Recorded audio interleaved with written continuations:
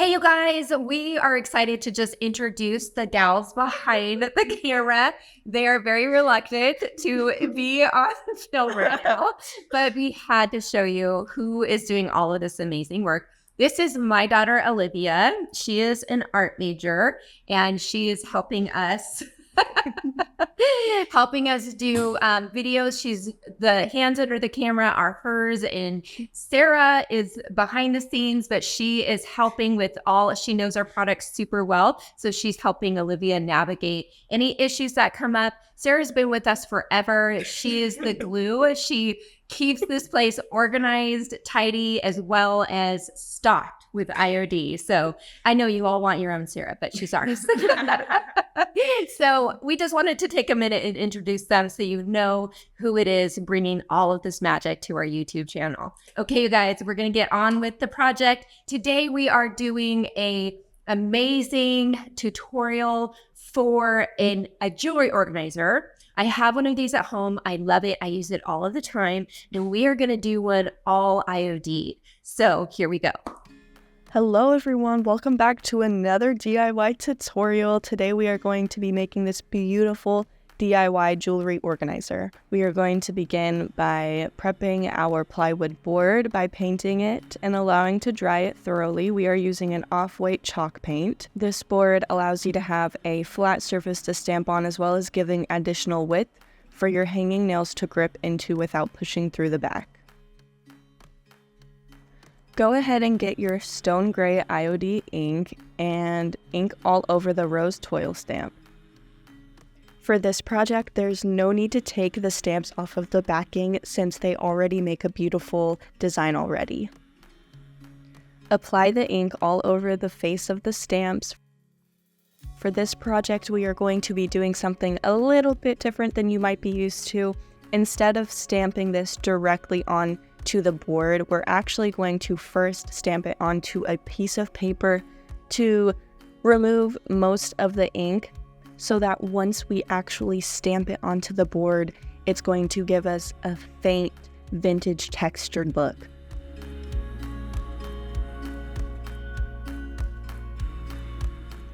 Take your plywood board, and you don't necessarily have to center the design because we liked the way the text looked on the right side of the stamps. So we just went ahead and pressed that firmly onto the piece. Make sure it doesn't budge by keeping one hand steady in the middle while the other one is pushing the ink onto all parts of the board.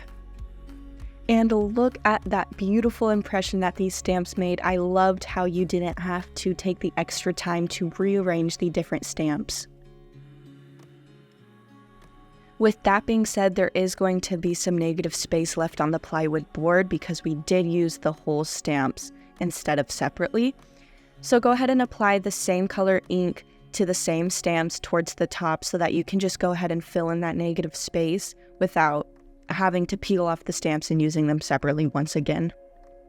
Now we're going to take the wooden shadow box frame and paint the inside edges with an off-white chalk paint, the same color that we used to paint the plywood board, using a thick brush. As you can see, make sure you get all of the corners so that the plywood board, once we put it in, won't show any of that wood.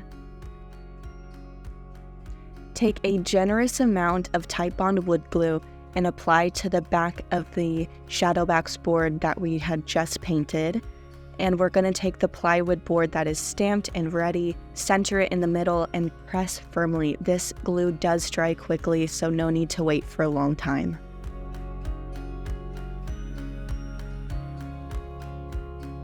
We chose hanging picture nails for our necklace holders, which was bought on Amazon. You can also use screw-in hooks if you'd prefer. A quick note, on our practice board, these pushed in very easily, more like thumbtacks, but for the actual project, they would not budge without using a hammer. So as you can see, I'm hammering the nails. Once I had measured where I want them to go, we chose to place them towards the top so the necklaces have room to hang. To begin the molding process, go ahead and prep them by dusting some cornstarch. For this project, we are using the IOD Dainty Flourishes mold and the IOD Air Dry clay. If you need some reminders, or if this is your first time using the IOD molds and your first time to this process, please check out our 101 molding video on our YouTube channel for some quick tips and tricks. As you can see, the cornstarch makes it very easy for the clay to come out with a quick, simple pull. Using the same Titebond glue that we used earlier, apply it to the back of this clay mold, and we are going to lay it on the inside edge that is still showing. And for this, you can use resin instead of clay, but we chose to use clay because, as you can see, that mold is going to hang off the edge, and so we just use a clay tool to cut it at the end of a bead to make it fit perfectly.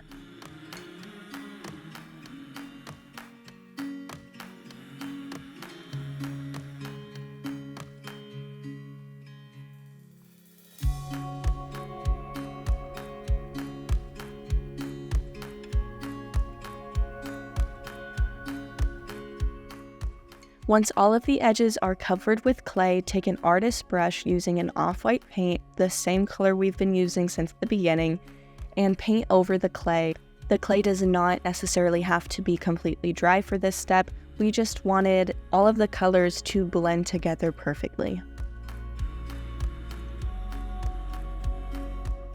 Now it is time for the most fun part of the project, at least personally, I think this is the most fun of every project that I do. Pour the resin using a 1-to-1 ratio.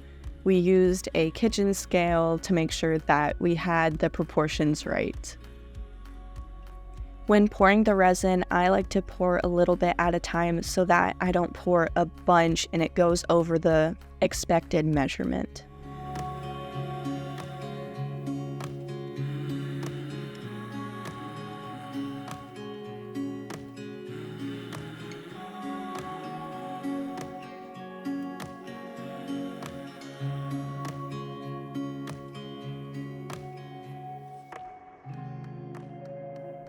Go ahead and mix the resin for about 30 seconds. You want to make sure that you mix this very, very thoroughly.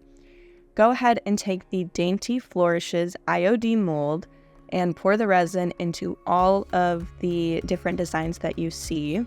This type of resin does dry fairly quickly. The way you can tell it's completely dry is it will be a white color. You can kind of see it clouding up in the process as you're making it. Just make sure that it's close to completely hardened before you take them out of the molding. Go ahead and cut a piece of mesh ribbon to the size of your board. We just eyeballed it, but you can get fancy and actually measure if you'd rather.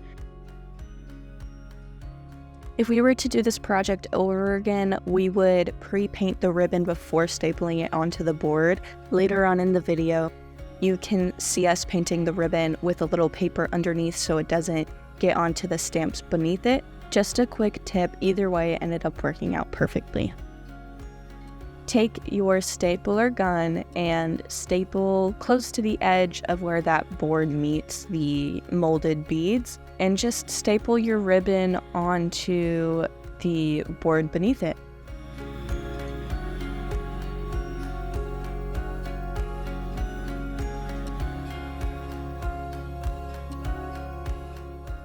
And using scissors, we're going to go ahead and clean up the edges next to where the ribbon was stapled. It might look a little bit messy still, but no need to worry because we are going to be covering them up later with the molds. Once the resin is dry, it can be, ours was a little bit bendy as you can see, which is totally fine. It doesn't have to be completely hardened, but once it is dry, go ahead and apply that Titebond glue from earlier to the bottom and arrange on the board where you want your molds to go. Like I said earlier, we tried to cover up the staples as best we could. The Dainty Flourishes molds are meant to be buildable, so don't feel like you have to do the exact same design that we did. You can get creative with however you want to do it, and you can even go in a second time and use some more resin to create more molds to give you more options for a beautiful design.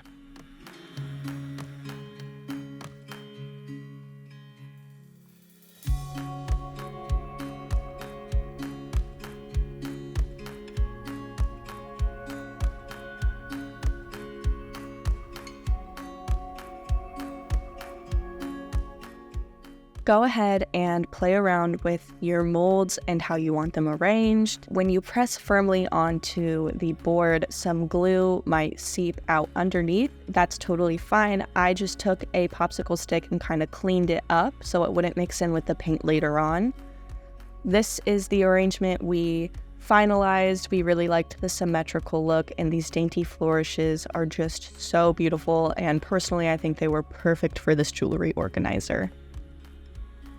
Paint your molds and edges using the same off-white paint that we have used since the beginning. Using a thick brush, you want to make sure to get into all of the crevices of the piece. Now it is time to cover up that white ribbon, as I was saying earlier, with that off-white paint that we have been using throughout the project. We didn't like the way that the two different tones of white looked on top of each other, so we just gave it a quick cover-up.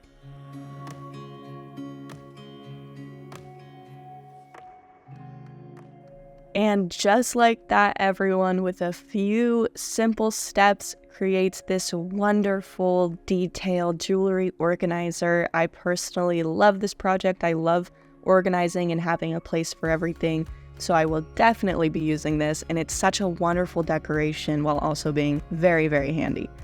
Thank you for joining us for this tutorial. Please like and subscribe for more crafts.